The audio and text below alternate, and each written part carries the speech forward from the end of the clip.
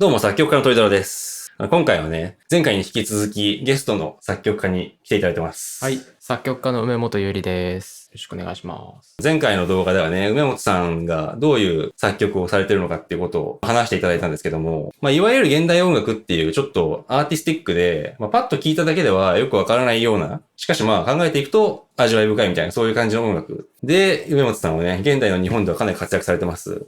で、今回、あろうことがね、作曲家の目の前で、その本人の代表作をガチ分析してみようということなんですけども、今回取り上げさせていただくのが、梅本さんの作品、萌え萌え少女ですね。すごい可愛いタイトル。とりあえずね、実際、最初に曲を聴いていただきましょうかね。萌え萌え少女、こんな感じの曲です。どうぞ。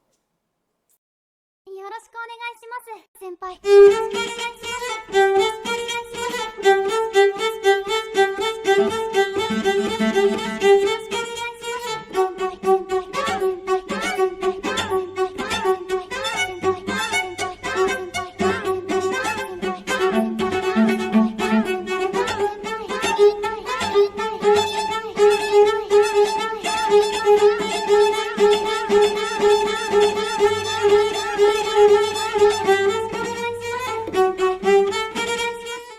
はい。こんな感じの曲ですね。パッと聴いただけだと、わけがわからないっていう感想を持つ人は多いんじゃないかなと。でこの曲をね、ちょっとガチ分析していこうと思います。まず最初にね、僕のざっくりとした分析見てもらいましょう。この曲、全体的に見るとめちゃめちゃ明確な複合三部形式になってます。三部形式っていうのが A, B, A っていうね、B の部分をサンドイッチして、A の部分が最後に来て終わるっていうような、そういう音楽の形なんですけども。この形をね、この曲はベースにしてます。現代音楽で非常に新しい表現してるんですけども、実はめちゃめちゃ音楽の形自体は伝統的ですね。で、もう一個この音楽伝統的な形してる部分があって、これですね。アニメの声とチェロのメロディーっていうのが絡み合ってるんですけども、その絡み合い方っていうのが、ちょっと対比法を思い浮かべるような、クラシック音楽的な掛け合いをしてるっていうふうに思います。そんな感じで西洋のクラシック音楽っぽい雰囲気を持ってるんですけども、とはいえね、一番耳を引くテクニックっていうのはこれですね。スピーチメロディー。アニメ声がそもそもサンプリングされてて、で、アニメ声の音程をチェロが真似してメロディーとして演奏するわけですよね。この部分は後で梅本さんにちょっといろいろと聞いてみたい部分があります。そんな感じで新しい要素と古典的な要素が結構入り乱れてると思うんですけども、クラシック音楽に立脚して作ろうっていうすごい明確な意図を感じますよね。で、この曲のコンセプトの部分としては、これからね、梅本さん本人にいっぱい聞いていこうと思うんですけども、アニメ声っていうものをめちゃめちゃ表面的に取り出してきて、なんとなくね、形式的に萌えを感じさせてしまおうっていうような、結構シニカルな狙いがあるんじゃないかなっていうふうに僕は感じました。はい。ざっくりと僕の方ではそんな感じでね、分析させていただいたんですけども、せっかくなんで、この曲の作曲者本人にね、いろいろとお話を聞いていきたいなと思います。まずこの曲スピーチメロディーっていう、テクニックが使われてるわけじゃないですか。スピーチメロディーに関して教えていただいてもいいですか？そうっすね。スピーチメロディーっていうもの自体は、スティーブ・ライヒっていうアメリカの、作曲家がいますけど、はい。1980年代とかに、ディファレントトレインズ、弦楽四重奏とテープのための作品があって、その作品だと例えば、ユダヤ系である彼が、もし自分が子供時代第二次世界大戦の時に、ヨーロッパに住んでたら、ホロコーストに合ってると。それを描いた作品なんですね。そういう作品だったんですね。そうです。それで、ドキュメンタリーとして、実際にテープで録音したホロコーストの証言をレコーダーで撮って、それを音楽に使おうっていうのが最初の発想ですよね。だから要するに本当の声で録音である理由っていうか、録音でしかできない表現をしようと思って、で、それを弦楽四重奏っていう古典的な音楽形式に落とし込んだ時に、メロディーとして声を使おうっていうのが最初の発想ですよね。要は弦楽器だけど、声を使う。で、確か、from Chicago to New York っていう声が、テレテテレンテレレンなんですよ。from Chicago to New York。そうですね。from Chicago to New York ってただ喋っただけなんだけど、音程として読み取って、テレンテレレンテレレレンって弾くんです。で、和声をつけて、ハーモニーをつけて、一つの曲にしちゃう。そういうのが、最初の初期のスピーチメロディーで、その後いろんな人がその技法を使って作ってますね。でももっと深くから見ると似たようなことやってる人はいます。例えば、ヤナーチェクとか。ヤナーチェクヤナーチェクとかは、オペラとか自分の作品の中で、発話旋律っていうのをやってて、だからほぼ一緒ですよね。なるほど。だからまあ人の喋り声をそのまま楽譜に落とし込んでオペラの中で使うと。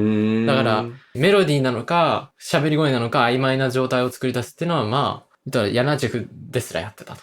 もっと言うと、レチタティーボ。はい。オペラの中で喋っちゃうみたいな。まあそういうのでもね、メロディー的な音楽とこう融合しかけるみたいな瞬間はいろんな音楽であると思うんで、ラップなんかもそうですよね。あれをメロディーだと捉えることができれば、まあ一つ、ちょっとスピーチメロディーに近いかもしれない。うん。まあでもそれをなぞってるかっていうのが一つのはいはい。ポイントで。そうですね。なんか、この曲でもそうだと思うんですけど、スピーチメロディーって要するに喋ってる言葉、まあ声とメロディーを同一のものとして、まあ意味付けしていくっていうことだと思うんですよ。で、実際この曲の中だと、よろしくお願いします先輩がチェロによってめちゃめちゃ必要に反復されていくじゃないですか。はい、でその過程でチェロがなんかまるでアニメ声かのように錯覚するみたいな瞬間があると思うんですよね。はい、多分こういうことを狙ってやってるんじゃないかなと思ったんですけど、どうですか？まあまあまあ、そうですね。溶け合うっていうのがあるかもしれない。要はアニメ声で女の子が喋ってる時っていうのは、よろしくお願いします先輩という意味のある言葉に聞こえるわけじゃないですか。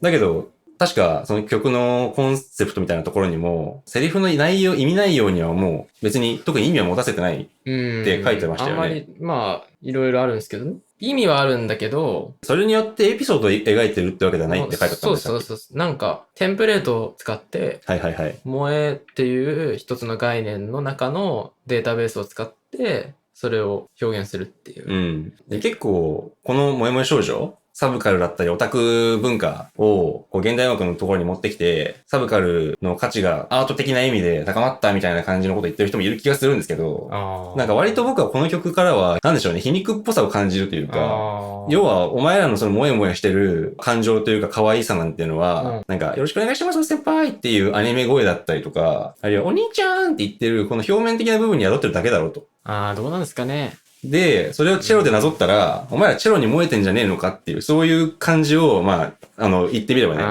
感じ取ったんですよ。過激な意見ですね。過激な意見として。そこまでではない感じなんですか？そこまでではないですよね。まあ、そのアニメっていうものが、一つのなんか過剰なものだっていうことは示したいんですよね。皮肉ではなくて別に。単純にまあみんなが平気で見てるアニメっていうものは、割とすごいというか、すごいことになってる。すごいことになってる。言ったら人間が喋らないような、本当普通の人間だったら絶対こんな喋り方しないっていうのを、その萌えっていう一つの概念に適合させるためにいじってるわけですよね。そもそもアニメ声の発声方法に着目して作った作品みたいなことを。ある種そうです。だから、人工で作り上げた別の人なんですよ。なんかクローンでもないな。クローン人造人間みたいな。存在しない人間を作り上げてるっていう。なんか、なんでしょう、合ってるかどうかわかんないですけど、ボーカロイドとかと同じ感じの雰囲気を今感じて、ボーカロイドに関しては本当に合成音声じゃないですか。でも今やボーカロイドの声に萌えを感じる人はまあいるわけですけど。いるかもしれないですね。まあなんか、歪められて、こう、めちゃくちゃなすごい姿形をしてる、声をしてるんだけど、まあそれは一つの萌えっていう概念によって成立してるというか、その平気でそれを受け取ることができる。これ何の違和感もなく。可愛いってね。可愛いってなっちゃうって、これは結構すごい、まあこの声は僕の同級生なんですよね。高校の。可愛らしい声の。よろしくお願いします、先輩。声優の学校通ってたの。で、だけど、ポイントは、この人全然アニメ声優じゃないんですよ。吹き替えだったんですよ。吹き替え声優。全然職業違うんですよ。声優でも。なるほど。で、吹き替え声優っていうのは、ナチュラルに喋るっていうのがポイントで。それはそうですよね。アニメみたいな声はむしろダメなんですよ。だから、全然ダメで。できなくて。僕が何時間かレッスンしたんです。笑えるな、なんか、レッスンしてるとこ見てみたいです。そう。ヒヤヒヤしながらね。なんか周りに見られたらどうしよう本当ですよね。何のプレイなんだっていう。そう。恐ろしいんだけど。それ音楽大学で撮って。で、まあ、それでできた声だから。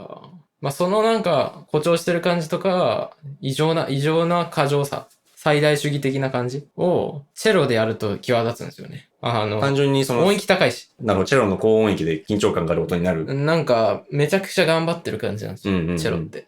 実際、なんでしょう、萌え声って頑張らなきゃ出ないですもんね。音として。喉に負荷かかる発声方法じゃないですか。まあ、ある種そうですよ。オペラじゃありえない歌い方をして、喋り方をして。まあだからそういう高音域でめちゃくちゃ過剰なことやってますってっていうのがわかるじゃないですか。はいこ。れ見てた、演奏見てたら。はいはい。こんなそうですね。とんでもないことになってますもんね。とんでもない音域、普通チェロだったら弾けない、バイオリンみたいな音域をチェロで弾かせてるから、まあそれによって、その身体性の過剰さみたいな。それはネガティブな意味ではないんですけどね、別に。うんうんうん単純に身体的に過剰であるっていうことを示したかった。まあでも最初からこの曲は作りたかった。別にチェロじゃなくても。楽器は割と何でもよかったってことですか？楽器は何でもよくて、実際ピアノバージョンもあるし、よろしくお願いします。よろしくお願いします。よろしく、よろしく。ああ、そうですね。他の楽器のバージョンもあるし、バイオリンもあるし。あ、そうなんですか？ある YouTube には上がってないですよね。ピアノだけ上がってて、バイオリンは来年ニューヨークで演奏するかおお。ら。うん。すごい僕も行ってみたい。来年ニューヨークで演奏するかなって。どうでもいいですけど。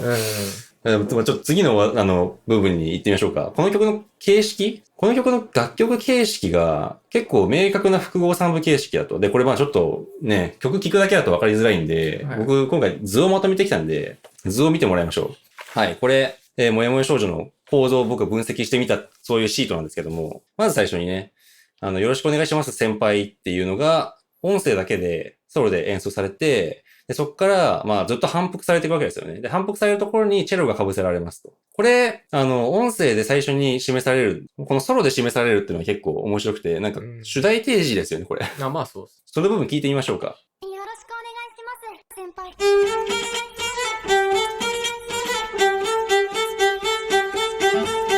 まあ、この辺ですけども、うんよろしくお願いします、先輩っていうのが、まあ、チェロによってメロディーと化してね、スピーチメロディーとして演奏されていくわけですよね。この段階で結構音域高いんですね、チェロの。で、この第一主題とでも言いましょうか。この主題が提示されて、いっぱい繰り返されて、最初の方はよろしくお願いします、先輩をずっと切り張りしてるだけなんですよね。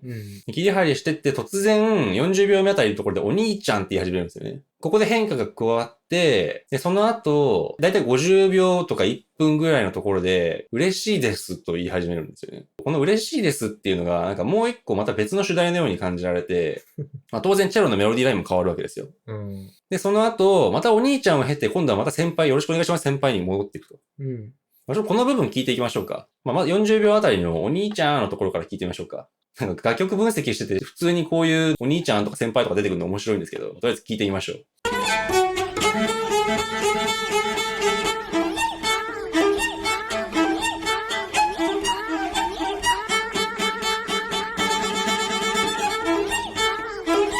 こんな感じでお兄ちゃんが繰り返されます。で、その後、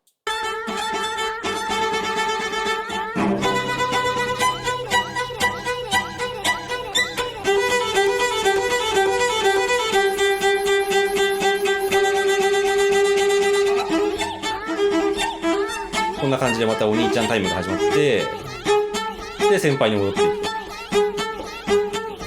こんな感じでこの曲の前半部分進んでいくんですけども、まずこの部分に注目すると、よろしくお願いします先輩が1個目の主題。嬉しいですが2個目の主題。で、またよろしくお願いします先輩に帰ってくるわけですよね。A ダッシュ A っていう、この部分が3部形式にまずなってるわけですけど、で、その間をつなぐものとしてお兄ちゃんがいるわけですよ。で、このまとまりが1個の大きな A 主題と言えるかなと思うんですよね。というのも、まあ、曲の最後のところも同じように、よろしくお願いします先輩と嬉しいです。よろしくお願いします先輩で挟まれて終わっていくわけですよ。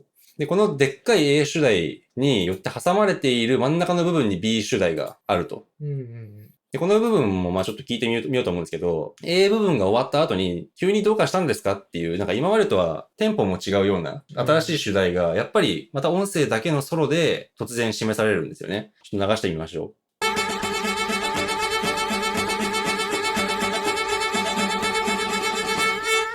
どうかしたんですか？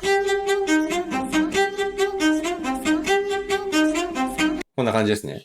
で、急にどうかしたんですかってずっと連呼されて、で、その途中で一瞬だけ先輩が4回入るんですけど、これなんか、突然先輩入ったから面白いと思ったんですけどね、ちょっとそこの部分聞いてみたいと思います。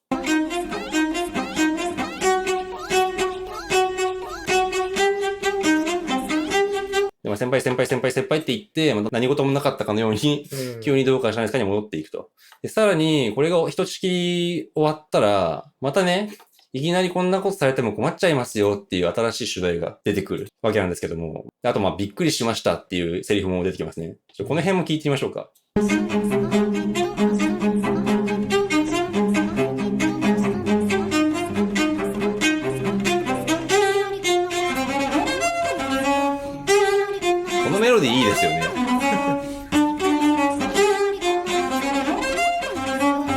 個人的にこのいきなりこんなことされても困っちゃいますようなメロディーはツボなんですけど、なんかめちゃめちゃ和風なメロディーはいいんで。ああ。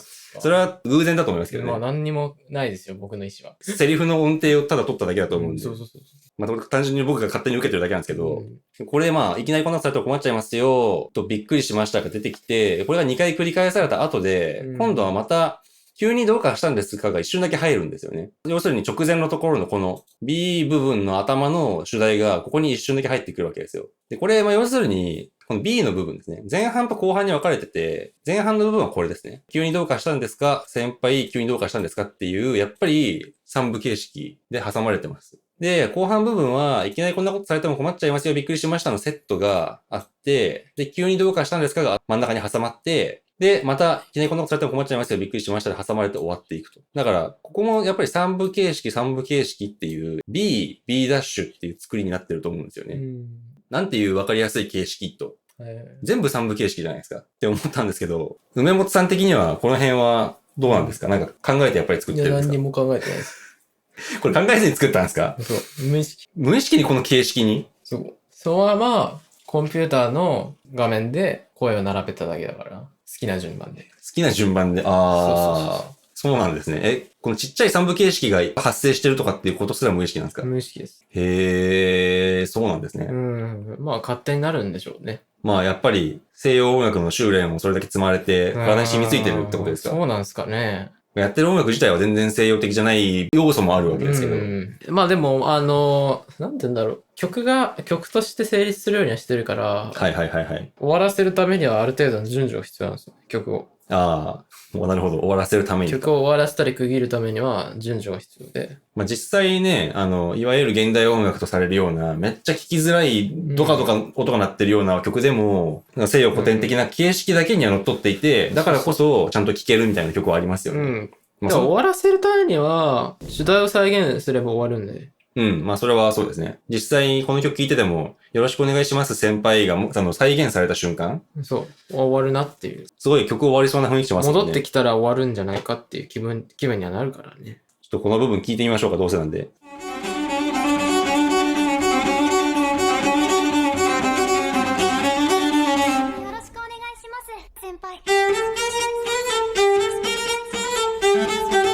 この辺めっちゃ再現部だって感じしますもんね。再現部だなって感じする。不思議と。全然やってることは西洋音楽的じゃないのに。この綺麗な楽曲の形式が無意識だったっていうのは面白いんですけど、まあね。この形式にじゃああんまり意味とかは込めてないんですか？込めてないですよ。なんか西洋音楽をすごい意識してるなと思ったんですけど。まあ曲を終わらせたいっていう。まあ曲を終わらせたいというか、まあ構図というか。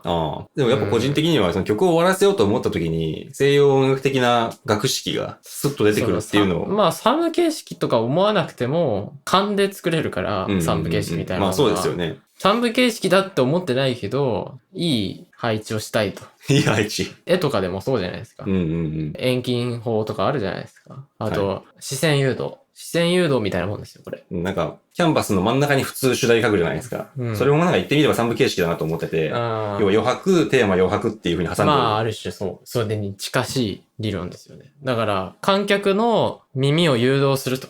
どれだけうまく誘導するかっていうのを考えるとこれなんですよね。それは、まあだからある程度だから別に3部形式っていうことではないんだけど、個人的には。まあ3部形式というふうにわざわざ言うまでもないってことですね。言わなくても、意識しなくても、もう感じできちゃうんで、それは。っていうのはありますね。だからいい構造をしようと思うとこうなる。なるほど。上本さんは西洋の古典音楽、クラシック音楽を結構意識されてるのかなっていうふうに思うんですけど、まあ実際他の作品でもスーパーバッハボーイとかもね、代表作としてあると思うんですけど、まあバッハってついてる通り、これは完全にクラシック意識してるじゃないですか。まああれジョークですけどね。ジョーク。まあ、ジョーク的だとは思ってますけど、言い切っていいんですね、ジョーク。ジョークです。作曲に困って思い出したジョークなんで、スーパーバッハボーイって。へー。名前が先なんで。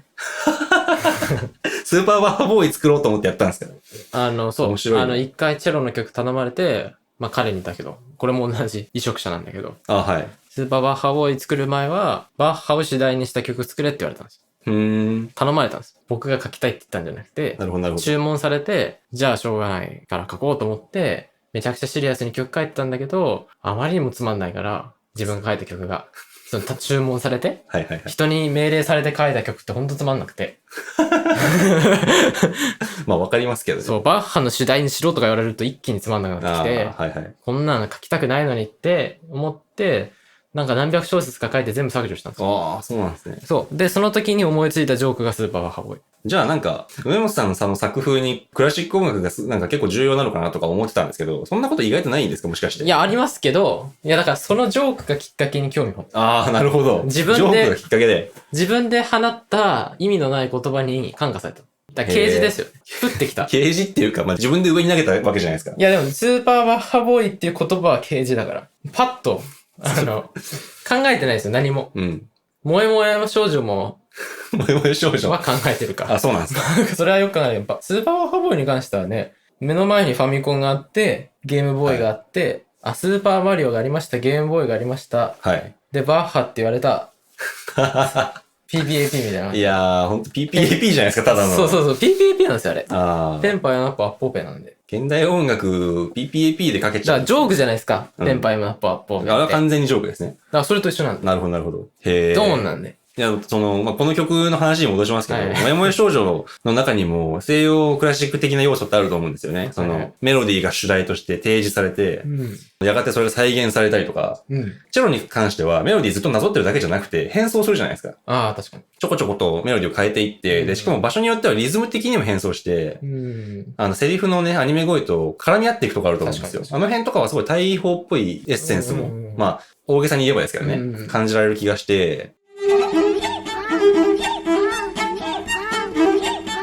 結構西洋的だなって思ったんですよ。確かに。で、あとそうだ、この曲特殊奏法がないじゃないですか。ない。特殊奏法ってまあ要するにバイオリンをめっちゃギコギコのボギーのように弾き倒したりとか、なんかわけのわからないところを叩いたりとか、振り回したりとか、なんか変な音を出すためにいろんな試行錯誤を凝らす。うん。っていうのは現代音楽では割と一般的なわけですよね。まあ多いですね。クラシックではまあないわけですけど。あんまない。特殊奏法、梅本さんの過去の作品だといっぱい使われてると思うんですけど、めっきりないじゃないですか、最近。だからこの辺もなんか、その西洋の古典音楽に回帰しようとしてるのかなみたいな風に思ってたんですけども。いや、そんなことはないですよ、別に。なんで特殊奏法を使うのやめちゃったんですか？だって、じゃあ、なんだ、ビリー・アイリッシュ特殊奏法使うかって話ですよ。ギターを突然ね、ギコギコし始めて。しないっすよね。それと一緒っすよ。だから一番現代的なんですよ。特殊奏法じゃない方が。だから特殊奏法自体が過去の産物なんで。まあ一周回ったと。一瞬また。その感覚はなんかわかる気もしますよ。実際、今、特殊奏法をめちゃくちゃ上手に使った曲聴いても、てか前に実際聞いたことあるんですけど、コンサート行って、新進系の作曲家のなんか入賞した曲ですって聞いたんですよ。めっちゃ特殊奏法だらけで、特殊奏法の使い方上手かったんですよ。ああ、そうか。新しく聞こえたかっていうと、新しくは聞こえないです。まあなんかね、80年代の曲かなみたいな。そうですね。70年代、60年代っぽいサウンドに聞こえちゃう。まあ、特殊奏法でもね、いいのはあるんだけど。うん。たまに。たまに。たまに。まあそうすると、まあこの曲がクラシック的な要素がいろいろとあるっていうのは、梅本さん的にはなんかどういう意味付けがあるんですか？まあ音楽の構造とかもそうですけど、全体的にクラシックっぽいエッセンスがちょっと香るわけですけど、どういう意味付けがあるんですか？まあ、自分のその主戦場がヨーロッパの伝統音楽なんで、チェロで作ってるし。はい。西洋の楽器ですね、完全に。そういうのは意識せざるを得ないですけどね、必然的に。なるほど。まあ実際ヨーロッパから結構依頼を受けることって多いとそもそも自分の楽器というか、まあこういうものが自分の声だから。ああ。だから。まあ、ふるさとみたいなもんですか？自分の体の一部みたいなもんだから、そりゃそうっていうか。なるほど。なんであなたは漫画家で、はいはい。漫画描くのみたいな感じなんで。ああ、そういうレベルなんね。そういうレベルですよね。なんでクラシック音楽なのって言われたら、その道を選んだからとしか言いようがないんですよね。今の話聞いてて思ったんですけど、スーパーバッハボーイのそのゲームにしろ、萌え萌え少女のこの秋葉文化、オタクカルチャーにしろ、ふるさとですよね、梅本さんからすると。そう。ふるさとにあるものを使って、とにかく音楽を作っている。自分の周りにあるものを使うと。自分ってか、まあ、自分を使う。はいはいはい、自分で自分のものを作る。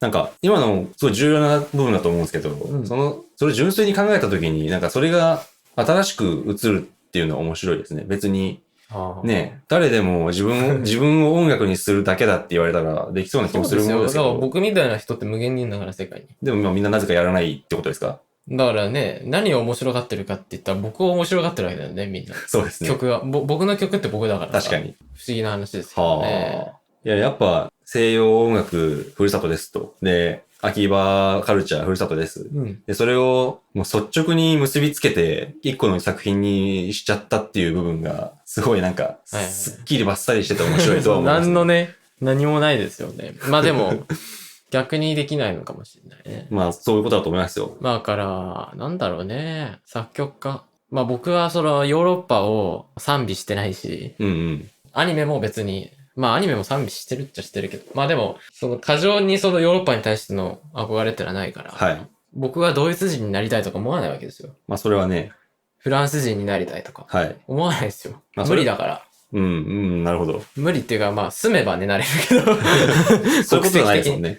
だから、なんかさ、同化したいと思わないわけ。はい。これ最近の結構重要なトピックだと思うけど、例えばドイツとかで移民が同化するかしないかって問題があるわけですよ。ほ要するに、あいつはめちゃくちゃ日本人みたいな素振りで、とかトルコ人みたいな素振りでドイツに全く同化してないのに、国民だって言い張ってるっう。て、ああ。右翼とかが言うわけですよ。うん、はい。右翼政党とかが。よく聞く話ですよね。そう。で、あんな奴ら国から追い出せみたいな。うんうん。で、まあそういうね、世界観で、そういうことを言うレイシストみたいな奴らが、こう、いると、はい。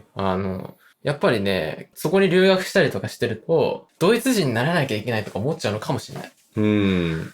わかんないけど。でもなんか、過剰にやっぱり同化しないといけないというか、はいはい。ヨーロッパの音楽をやるんだったら、そのヨーロッパのドイツの今の現代音楽と同じような曲を作んないといけないっていう意識があるのかもしれない。あ、今の話聞いてて、なんかこの曲、そのさっきバッサリしてて面白いって思ったんですって話したんですけど、全然、その西洋の古典的なエッセンスを持ってはいるけど、同化する気何もないですよね。同化する気がない。何しろ、日本の秋葉カルチャー。崇拝してない。ああ、崇拝してない。そう、ヨーロッパの文化っていうものを崇拝してないわけ。だからそれを使って自分がね、ヨーロッパ人になりたいとか、迎合なんかね、して、うん。ヨーロッパ人に認められたいとかないわけ。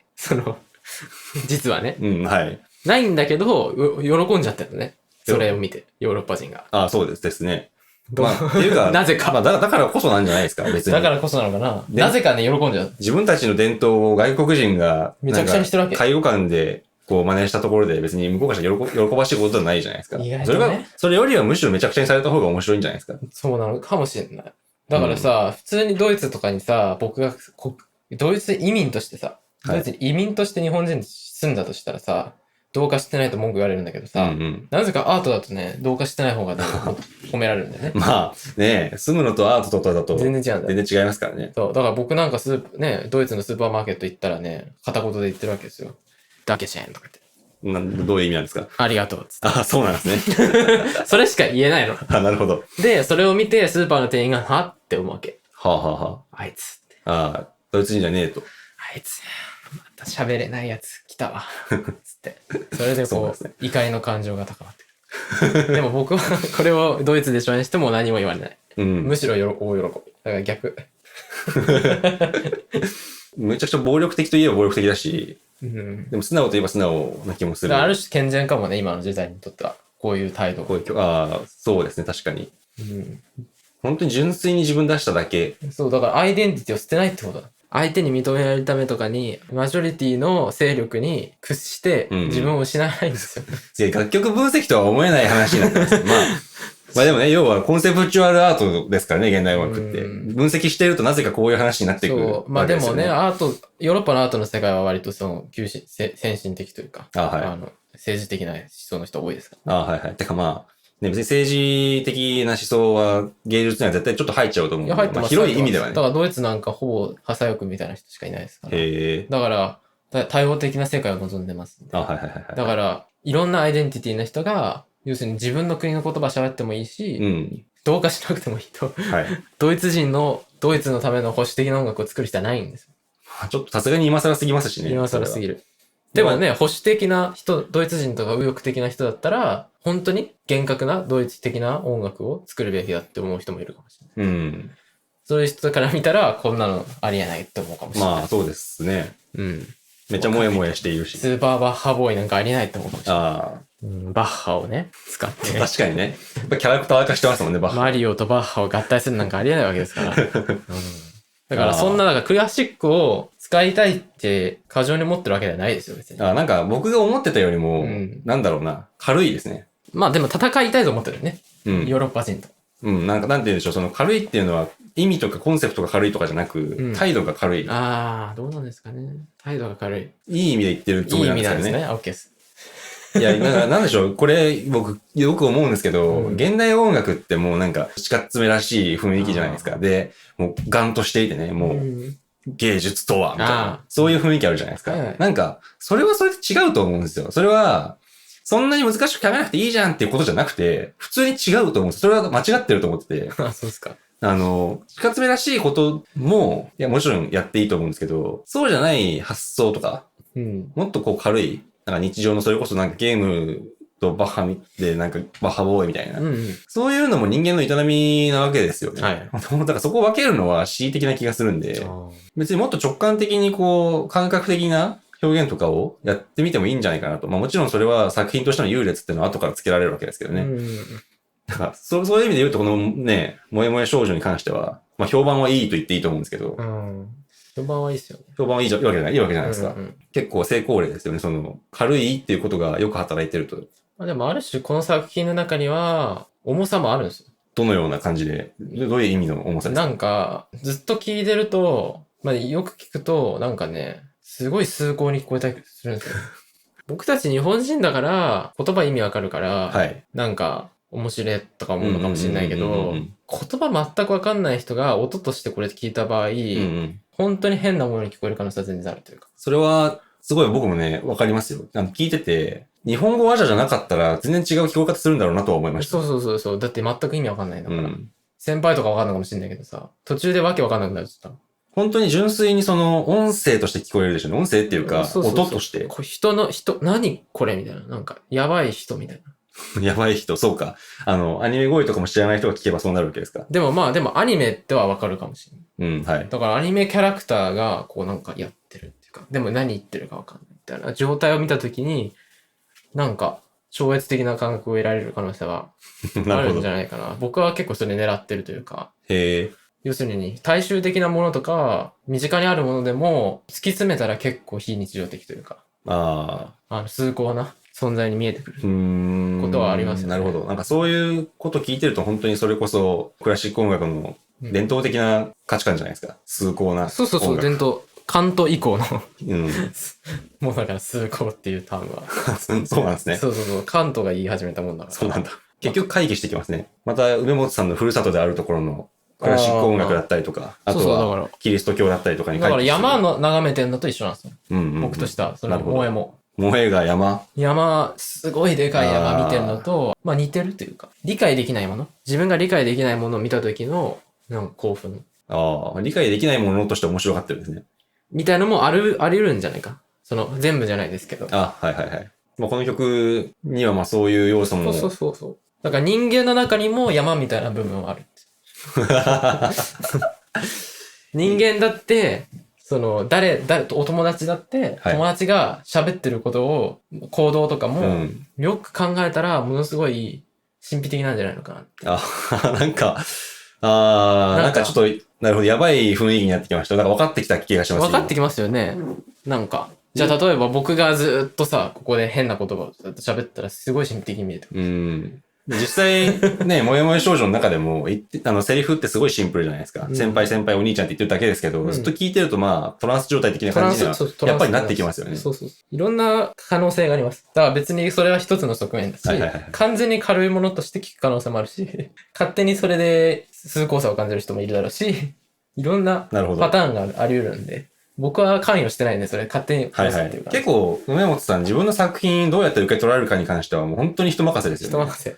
だってコントロールできないから。そうですよね。僕もそっち派なんですけど、人によってはなんかやっぱりね、結構、この作品はそういう作品じゃないみたいな人もいると思うんですけど、梅本さんとしてはもうこの作品にしろ、他の作品にしろ、受け取られる方はもう受け取り手の自由と。そうっす。なんか想像以上にこう、抽象的な話になっちゃいましたけど、ちょっと聞いてみたいことが僕の方であるんで、拾っていこうかなと。まあ、めっちゃアニメ声がこの曲使われてるわけですけども、まあ、オタク文化とかアニメ声とか、にフィーチャーした作品ってこの作品以外にもいっぱいあるじゃないですか。ありますねまあそもそももやもや少女自体がもやもや少女と、もやもや少女ナンバー2とあって、ナンバー2もある。でナンバー2の方はこれと同じような素材を使いつつも、もっとしっちゃかめっちゃかになっている。そうそうそう。言葉ですらない。ああ、そう、言葉の意味すら取れないぐらいにバラバラになってるっていうのも。だって母音1個ずつできてる。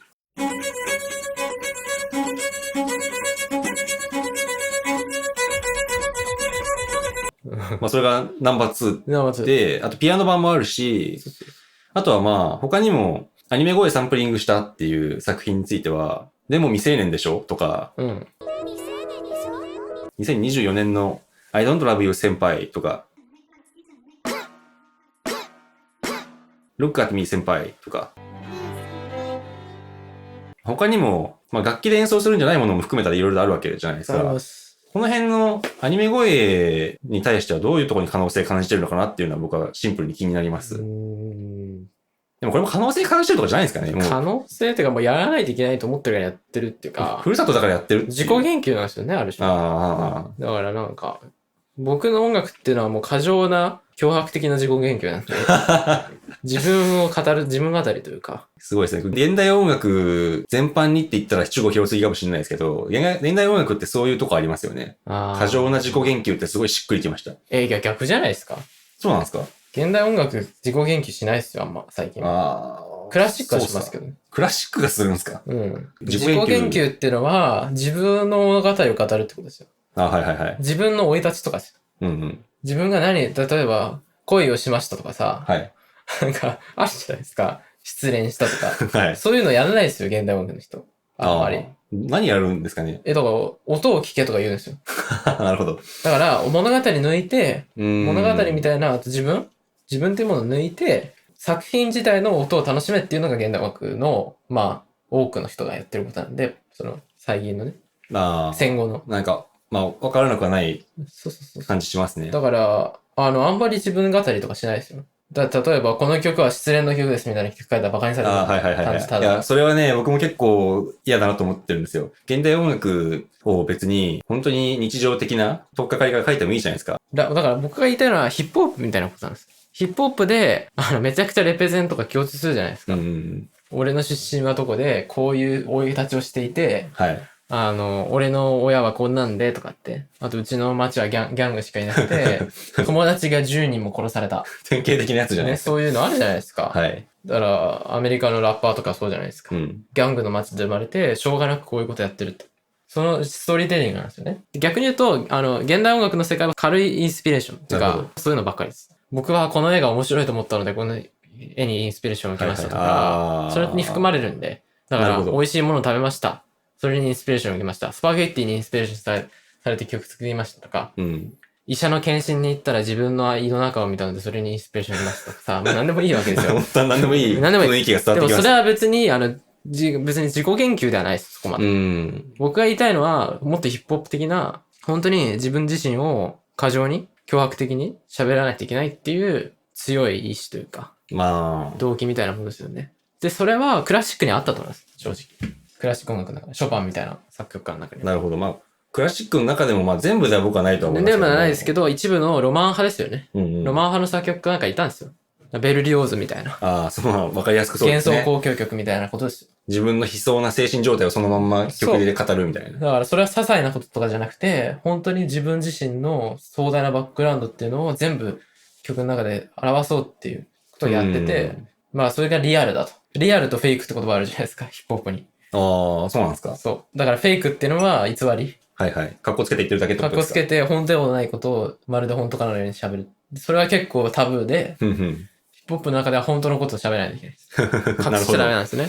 で、あいつはリアルだ、フェイクだっていうのがあるんですけど、へーまあ僕はリアルを目指してて、で、僕はこの世で一番最先端の芸術がヒップホップだと思ってるんで、おお、すごい尖った意見ですね。そう。アメリカのヒップホップが一番僕が最先端だと思ってるんで、へえ。そう考えた時に、まあ僕は一番やりたいのは自己研究的な音楽なるで、そうなった時にアニメっていうのは一つの自分の象徴なんですよね。自分をアイコンとするなら何なのかっていうか。なるほど。その生まれ育ちとか、あとなんか自分の罪の意識とか、罪の意識。まあそ罪のの意識とか。オタク的なそなんかちょっとエッチだったりするものとう。とかに対する。か、キリスト教的な罪の意識あ、とはか、まあいろいろですよね。なんかいろんな複合的な複雑な自分のアイデンティティのねじれとか、歪みみたいなものをそのまま曲にするにはどうしようかっていうのを常に考えてるんい。で、へえ。だから何かにインスピレーションを受けたみたいなのじゃないんですよね、基本的にうん全部。うん。基本的に全部、そういう、なるほど。なんか歪みみたいな、自分の人生とかそのものの複雑さ、はい。人生の複雑さを描くために使ってるって。なるほど。僕、梅本さんの作品群で一個気になってたことがあって、結構最近だと作風としては似たようなものが多いなと思ってて、うん。変えたりしないのかなと思ってたんですよ。新しい作風に挑戦みたいな。そうないね。だけど、今の話を聞いてると、そんなことをするわけがないですね。ないですね。だって、一つ一つがアイディアを探してるわけじゃないんですよ。うん。自分自身を描いてるだけなんで、自分の言葉ってのはいくらでも出てくる。はそういうことなんで、まあアニメなんていうのはアニメキャラクターみたいなのが、自分の一つの側面を表してるというか、うん。一つの象徴というか、あとなんか自分が死ぬのが怖いっていうのもあって、あ、なんかそれは曲のタイトルに曲もなってましたよね。のタイトルにもなってて、死ぬのが怖いです。どうしたらいいですかどうしたらいいですか死ぬのが怖い。いです。どうしたらいいですかっていうのを考えてるんですけど、なんかその死への恐怖みたいなのもあるんですよね。だからアニメって結構超越してるというか、超越している。死なないんですよね。まあそれ死ぬことはないですよね。ストーリーの都合で以外は。そうそうそう。だからなんか、そういうものに対する憧れもあるんですよ。なんかそういうものに自分を喋らせたい。なるほど。自分をアニメ化することによって、無限に生き続けられるんじゃないかという作品の中で。でもそれもある種の罪悪感なんですよね。なるほど。死んでなんぼですから。まあ生きてる人間としてはね。そういうなんかなんでそんな愚かなことをしてるんだろうと。なんかそういう複雑な感情の衝突ですよね、アニメっていうのは。いや、なんかこの、萌え萌え少女に関しては、正直そこまで深い受け取られ方をしてない気がするんですけど。しなくていいですけど。そう、そう受け取り方はどうでもいいと。どうでもいい。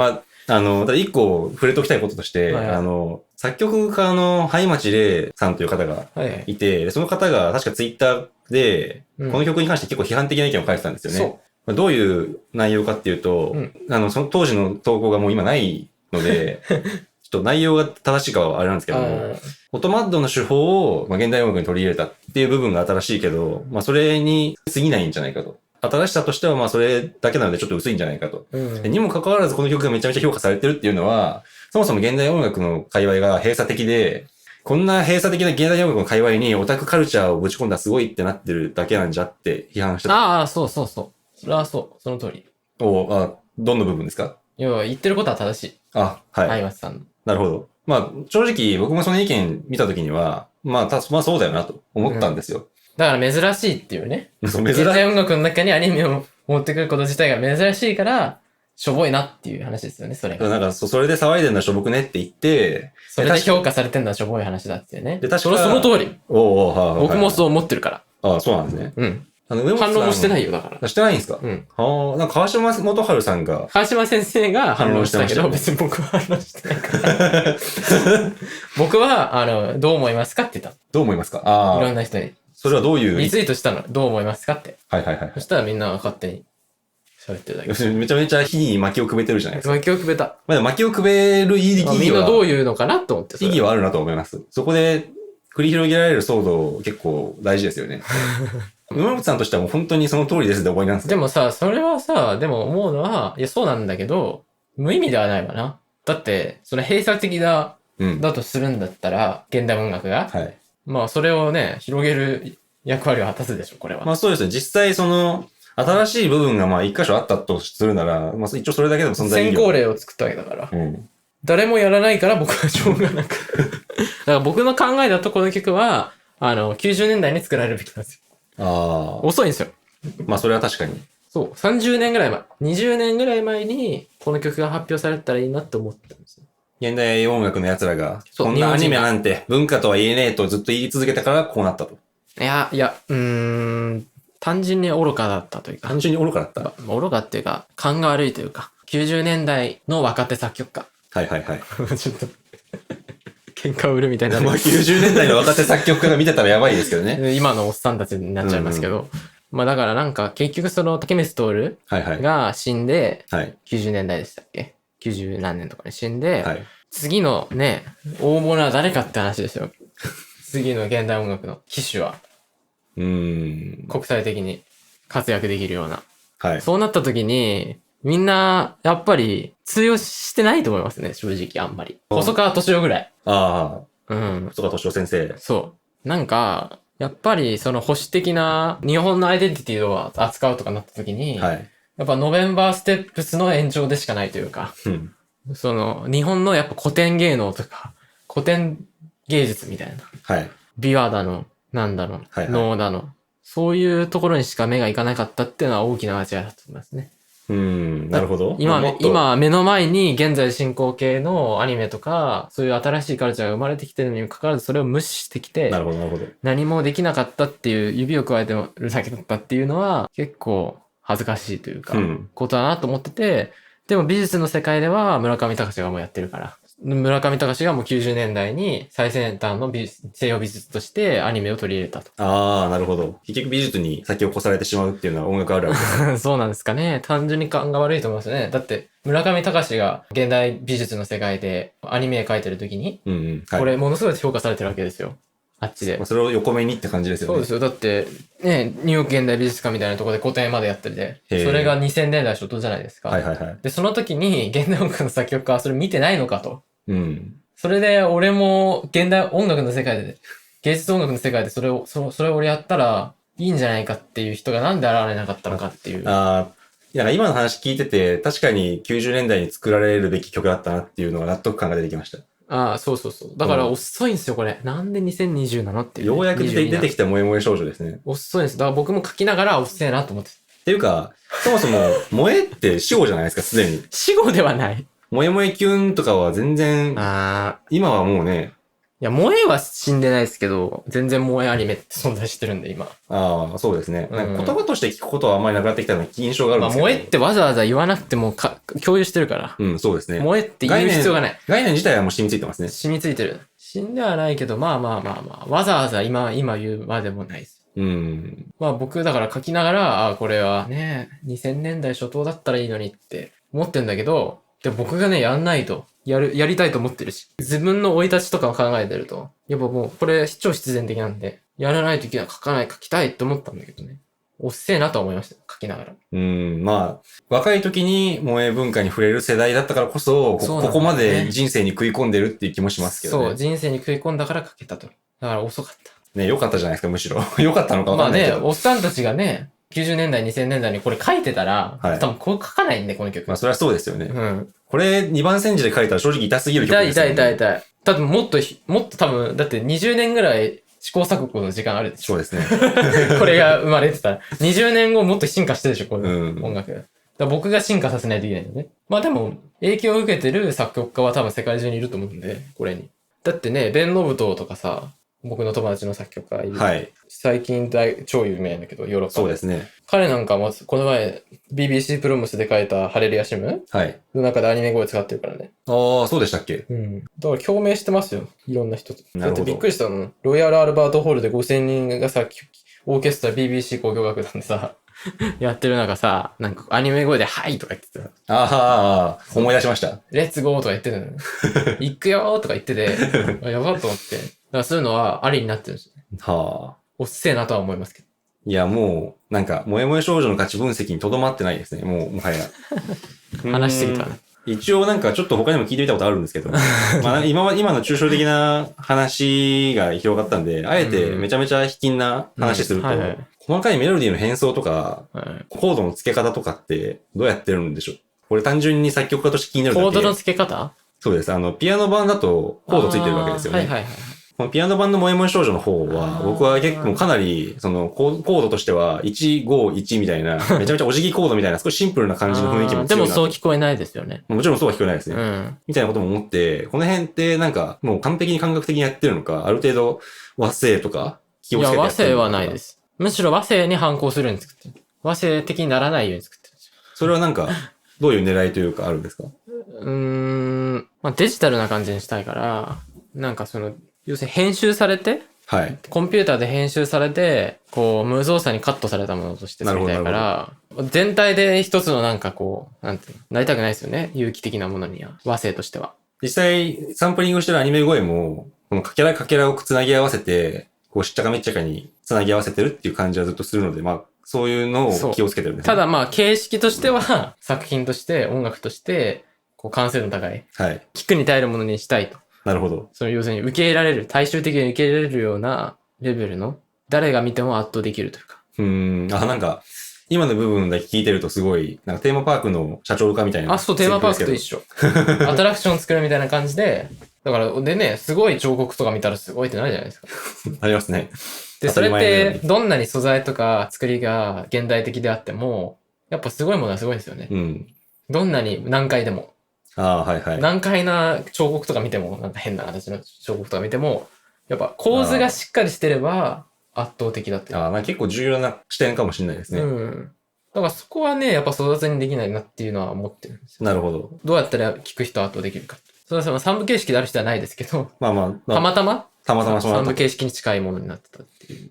はあ、いや、いろいろとお話を聞かせていただいてめちゃめちゃ面白かったです。正直、まあ、5分弱の、割と短めの曲でもあるんで、それでここまでいろいろと考えて曲が作られている。まあ、考えてというか、まあ、詰まってる。うん。考えるも何もとにかく詰まってるってことですよね。まあ、後から考えたこともいっぱいある。ああ、はいはいはい。こんだけ密度の濃い曲だということが、まあ、なかなかね、多分他の人たちはただ聞いてるだけだとわかんないんで、なかなか面白い動画になったんじゃないかと思いま。そうですすね。まあ、これからの作品もね、ちょっと期待しつつって感じですけど、はいはい。